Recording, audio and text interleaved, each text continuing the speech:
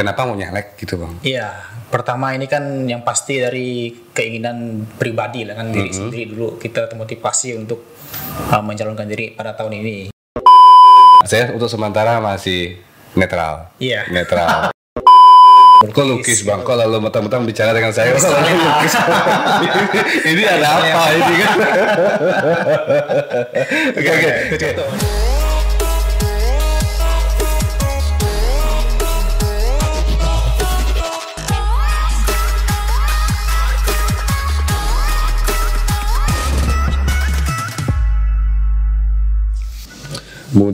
Muda adalah kekuatan ya bang ya. Dengan Bang Pandur. Iya, betul. Pandur. Lengkapnya apa bang? Nama saya Albert Pandur Saipudaba. Saipudaba itu marga bang? Iya, Saipudaba itu nama orang tua saya, nama bapak. Oh. Jadi bapak ini asalnya Sungai Betung asli. Sungai Betung. Iya betul. Kalau Pudaba itu Putra Dayak Bekati bang. Oh. Iya betul. Putra Dayak Bekati. Betul. Berarti asli Bekati. Iya asli Bekati, betul orang Dayak. Orang Sungai Betung ya. Orang Sungai Betung orang tua. Kelahiran tahun berapa? Saya kelahiran 1995 bang. 95 ya. Iya 95. Aktivitas sehari-harinya bang sebagai apa? Tadi. Kayak saya ini sehari-hari berkecimpung di sekretariat Partai Demokrat. Kita sering di situ lah sebagai kepala staf di Demokrat Bengkayang. Kepala staf ya? Iya, kepala staf. Ini cerita sedikit boleh bang tentang masa kecil abang. Mungkin ada sesuatu yang berkesan gitu kan, biar nanti kita lebih dekat lagi kan ceritanya. Iya. Untuk masa kecil. Sekolahnya di? Dulu sebelum kami ke Bengkayang ini kan kami kan ke Pontianak dulu bang. Oh. Jadi kalau saya ini lahir di Pontianak. Pada saat itu orang tua kan bekerja di sana gitu. Bekerja di sana sebagai karyawan swasta. Jadi pada saat tahun 98 pada waktu itu, pada saat masa krisis global di Indonesia khususnya kan. Iya. Nah, itu kami pindah lah ke Bengkayang gitu. Karena pada saat itu karena bapak ini sebagai karyawan swasta kan, jadi usahanya pun menurun gitu kan. Nah, jadi kami orang tua memutuskan untuk pulang ke Bengkayang. Nah, jadi saya ini sekolah itu pertama di TK Angkur, masuk di TK Angkur, terus lanjut di SDN 04 Bengkayang. Di SMP 1 Bengkayang dan SMA 1 Bengkayang. Jadi saya merupakan alumni SMA 1 Bengkayang. Nah, pada saat itu itulah pertama kali saya berkecimpung di organisasi gitu Pak. Sebagai ketua OSIS di SMA 1 Bengkayang. Ketua OSIS. Iya. Kuliah? Ya, saya kuliah melanjutkan studi di Pontianak di itu Fakultas Ilmu Sosial Ilmu Politik. Mengambil program studi S1 Ilmu Politik. Setelah itu saya lanjut lagi bang, lanjut lagi ke jenjang studi magisternya, juga yang sama di Fakultas Ilmu Sosial Politik di Pontianak. Program studi yang sama ilmu politik.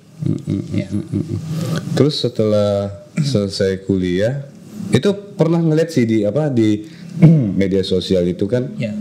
Sering muncul muka Bang Pandur di KNPI. Iya betul. KNPI itu sebagai? Iya, saya di KNPI itu sebagai ketua. Jadi kepanjangan KNPI itu adalah Komite Nasional Pemuda Indonesia.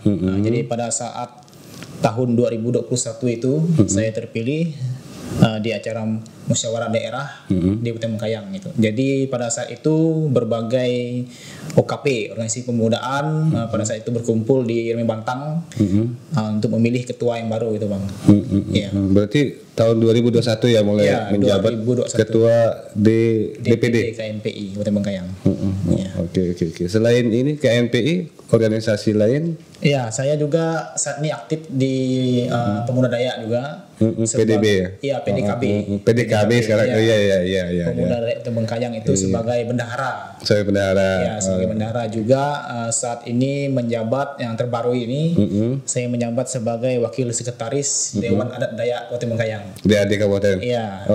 Iya. Sebagai wakil sekretaris. Wakil sekretaris. Oke. Ini banyak benar ya, kayak KNPI, DAD, PDKB, banyak komunitas. Itu gimana bagi waktunya? Ya, ini kan kita kan organisasi sosial kan ya. Jadi kita bagi waktunya itu karena ini kegiatan sosial ya, kita pandai-pandai lah gitu kan. Ini kan tergerak dari hati kita gitu bang. Kalau hati kita memang mencintai kegiatan sosial itu pasti kita punya waktu. Iya, punya waktu untuk di situ. Oke, siap. Ini Bang Pandur nyalek Bang? Iya, saya caleg di tahun 2024. Oke, siap. Dari Demokrat? Iya, dari Partai Demokrat. Nomor urut? Saat ini saya dapat nomor urut 4 Bang. Nomor urut 4 ya? Nomor urut 4 itu Dapil Bengkayang 1 itu meliputi Kecamatan Bengkayang, terus Kecamatan Tria, Kecamatan Sungai Betung, dan Kecamatan Suti Semarang. Oh iya, Dapil 1. Pas lah ya, pas betul, kan kelahiran kampung ini kan? Iya, betul. Sungai Betung ya. Orang tua saya di Sungai Betung, kebetulan juga mertua saya, istri saya itu di Kecamatan Tria. Iya, dan saya juga besarnya lamanya di Bengkayang itu, Bang. Iya, ya organisasi berkecimpung di kebanyakan lah di ini di Bengkayang Kota. Iya, pas di Dapil 1 ya. Iya, betul. Ini Bang, kenapa mau nyalek gitu Bang? Iya, pertama ini kan yang pasti dari keinginan pribadi lah kan, diri sendiri dulu kita termotivasi untuk mencalonkan diri pada tahun ini. Yang kedua juga karena kita sering bergerak di organisasi sosial ini, kita kan terbatas Bang. Kita terbatas. Tentu dalam hal ini ketika kita ingin berbuat lebih, kita harus masuk Bang. Kita harus masuk ke dalam sistem itu. Jadi itulah motivasi saya agar saya bisa membantu masyarakat yang lebih lah gitu Bang. Karena di Dewan ini kan kita bisa berbicara gitu kan, menyampaikan aspirasi masyarakat.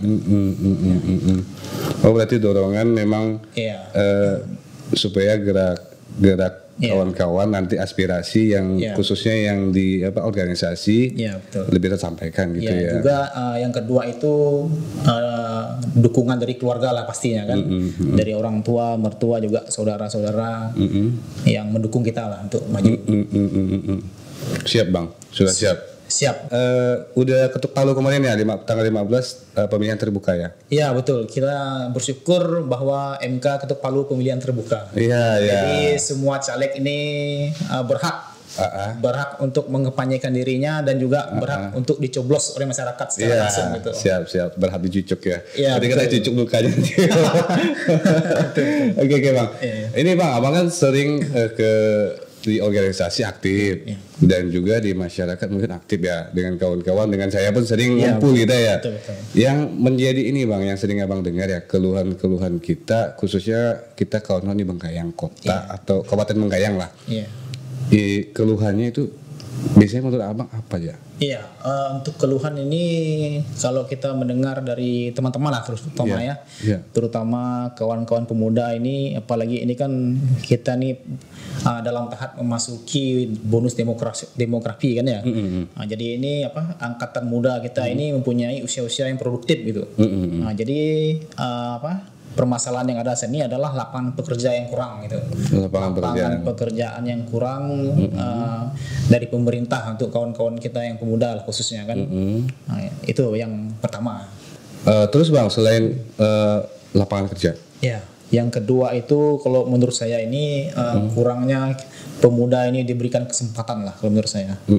Kesempatan untuk berkarya misalnya kan di kabupaten kita ini untuk menampilkan untuk menampilkan karyanya, terus untuk misalnya diberikan kesempatan sebagai kegiatan lah, misalnya kan ada kegiatan, berikanlah kesempatan ini kepada pemuda gitu khususnya biar kita nih bisa belajar gitu. Contohnya Bang, contohnya? Contohnya kalau misalnya kita ada kegiatan kan ya, ada kegiatan, libatkanlah kawan-kawan pemuda ini, apalagi khususnya di bagian-bagian misalnya sebagai koordinator kegiatan gitu kan. Itu yang perlu kita Bang saat ini. Contoh kayak di Singkawang kan itu seperti itu. Jadi kita nih agar pemuda ini kita bisa menampilkan kreativitasnya, jadi itu perlu dikasih kesempatan. Jangan dibatasin ya. Betul. Jangan dibatasi, kasih kesempatan. Ya emang selama ini yang kita lihat keadaan sih kurang lebih sih seperti itu sih ya. Kadang ya kita juga tidak tahu siapa masalahnya, kenapa kadang tidak dilibatkan, salah satunya kan. Terus selain itu Bang? Untuk yang ketiga itu terkait pembinaan, pembinaan terhadap kepemudaan di Bengkayang ini. Menurut saya itu perlu ditingkatkan lah. Misalnya mereka mempunyai basic dalam kegiatan, misalnya mereka bisa melukis kan, silakanlah untuk mengadakan kegiatan melukis. Kok lukis bang? Kok lalu mentang-mentang bicara dengan saya? Lukis. Ini ada apa ini kan? Oke. Ya, lanjut. Juga kalau misalnya ada kegiatan olahraga lah, terutama olahraga juga kita perlu ditingkatkan. Dan juga pelatihan UMKM kepada pemuda. Itu perlu kita perhatikan lah. Untuk pembinaannya ya betul juga sih, kaitannya kalau kurangnya pembinaan kan berarti SDM-nya kurang. Ketika seorang menjabat ya, kalau misalnya dia terpilih jadi dewan, nah itu kan biasanya yang sering kali kita lihat dia tuh kadang punya visi misi. Kadang visi misinya itu sering terhambat. Bang Pandur, kalau seandainya Bang Pandur jadi dewan nanti terpilih. Jadi begini Bang, perlu kita luruskan bahwa ketika kita ingin mencalonkan sebagai anggota DPRD ini atau sebagai caleg ini kan ya, sebenarnya kita di dewan ini tidak memiliki visi dan misi Bang. Itu perlu kita sampaikan. Kita memberikan pendidikan politik pada masyarakat bahwa dewan itu tidak memiliki visi dan misi. Yang punya visi dan misi itu adalah kepala desa, bupati, wakil bupati, gubernur dan wakil gubernur, dan presiden wakil presiden. Jadi perlu kita ketahui bahwa ketika kita menjadi dewan misalnya kan ya, jadi kita tuh punya 3 fungsi Bang. Itu yang pertama fungsi pengawasan, kedua itu fungsi anggaran, yang ketiga itu fungsi membuat peraturan daerah. Jadi fungsi pengawasan ini kita mengawasi jalannya pemerintahan di sebuah kabupaten gitu misalnya kan ya. Yang kedua itu anggaran, kita sama-sama merancang anggaran bersama pemerintah daerah.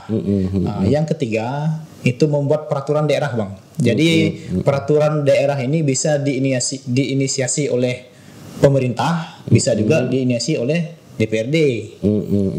Itu dia. Jadi ini kita luruskan saja untuk pendidikan politik khususnya bagi masyarakat itu. Supaya tidak termakan oleh janji-janji lah.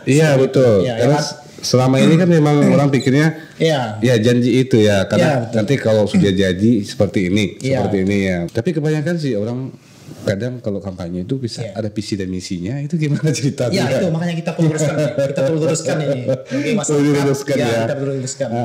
Karena saya ini kan kebetulan saya ini kan pendidikan ilmu politik. Tepat sasaran. Punya ini enggak sosok pemimpin yang jadi idola atau menjadi motivator untuk Abang? Menurut saya idola saat ini ya, tentu Ketua Umum kami. Agus Harimurti Yudhoyono. Dengan slogannya itu muda adalah kekuatan. Betul. Yang tadi itu ya. Betul. Muda adalah kekuatan. Berarti itu sangat pas sekali Bang. Sangat pas sekali dengan kita kalangan muda khususnya. Karena pada saat usia muda ini kita kan energik. Kita mempunyai kemampuan apapun kita bisa keluarkan gitu kan. Karena kadang pola pikir juga. Betul. Pola pikir. Betul. Karakter apa sih namanya, karakter pemilih lah ya.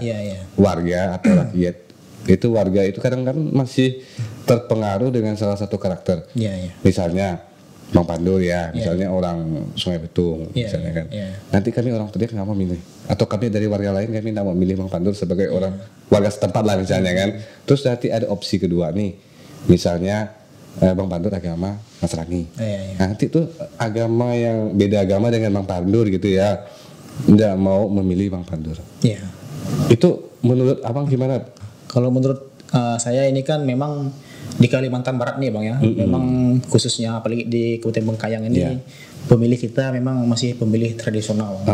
Artinya apa? Masih melihat dari segi mata, suku maupun agama. Itu tidak terlepas. Benar kan. Yang kedua itu terkait misalnya saya ini orang Sungai Betung kan, tapi misalnya dia lihat lagi orang Tediak mau pilih saya misalnya kan ya. Kita melihat nih Bang, kita serahkanlah dengan masyarakat kan ya. Mereka melihat track record kita gitu kan, bagaimana sih kita di masyarakat kan.